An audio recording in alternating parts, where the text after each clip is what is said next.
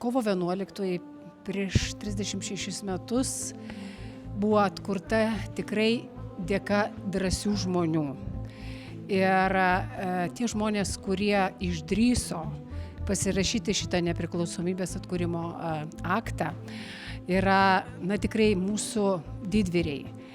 Ir man kartais keista yra girdėti, kada dar atsiranda žmonių, kuriems reikia paaiškinti, kodėl mes turime būti dėkingi, kad jau 36 metus mes galime ne tik laisvai kvėpuoti, nebijodami, nesislėpdami, laisvai keliauti, uždirbti, dirbti, sakyti, ką galvojame.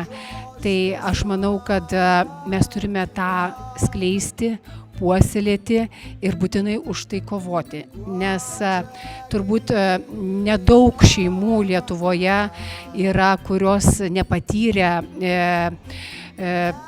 kad jų šeimos tiesiogiai buvo ištremtos arba pasitraukusios į vakarus, ir kiekvienoje šeimoje turi tikrai skaudžių išgyvenimų.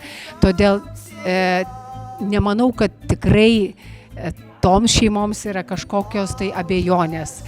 O jeigu yra šeimų arba žmonių, kurie galvoja kitaip, tai tikrai siūlyčiau pasidomėti mūsų istoriją, prisiminti ir suprasti, dėl ko lietuviais esame mes gimę ir lietuviais norime išlikti. Kovo 11 tai man asocijuojasi su tuo, kad tie pasakojimai iš senelių, net ne iš tėvų, bet tik iš senelių, jie patapo realybė ir mes po to pamatėme, ką mes galime patys daryti, kad mes esame savo likimo kalviai, savo šeimininkai, kad mes galime gyventi kartu, kad mes galime draugauti kartu ir kurti kartu ir kurti būtent bendrą Lietuvą.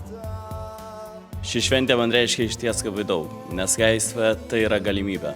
Ir labai džiaugiuosi, kad mes galime, kaip jauni žmonės, gyventi laisvėje ir realizuoti save. Ir tikiuosi, kad kiekvienas jaunas žmogus išnaudos tą galimybę ir džiaugsimės tą laisvę ir savo protėvių sprendimu, tam, kad šiandien galime laisvai kurti, šiandien galime laisvai reikštis. Manau, kad dėkojame jiems už tai ir džiaugiamės, kad esame laisvi. Labą dieną visus. Norėčiau pasveikinti mūsų kraštą su Lietuvos nepriklausomybės atkūrimo diena. Puikia diena, saulė šviečia danguje, daug žmonių susirinko į koncertą, stebėti mūsų programos. Man asmeniškai šita diena yra labai svarbi mano gyvenime, kadangi tai galimybė kurti, tai galimybė muzikuoti, tai galimybė tobulėti, tai galimybė groti mūsų lietuvišką programą, mūsų lietuviškas dainas, kurios kalba apie mūsų gyvenimą, apie mūsų meilę tėvams, mūsų meilę tėvynei, mūsų meilę artimiems, apie dėmesį, apie rūpestį, apie mūsų Lietuvos kaip gamtos grožį, apie jos upes, apie jos ežerus, apie mūsų žmonės, apie jų darbštumą, apie jų išradingumą, apie jų šeimos tradicijų puoselėjimą, apie jų galimybę bendrauti, susieiti ir padainuoti kartu, ir pašokti, prisiminti, pagyvenusiems žmonėms prisiminti jaunystę, kai buvo smagu, kai buvo gera, kai buvo linksma. Šita diena mus visus įpareigoja saugot ir taiką, ir turėti šeimoje darną, susiklausymą, mokėjimą, gebėjimą, toleranciją, apie visą, ką geriausia mes turim puoselėti kaip žmonės, kaip reiškia Lietuvos piliečiai.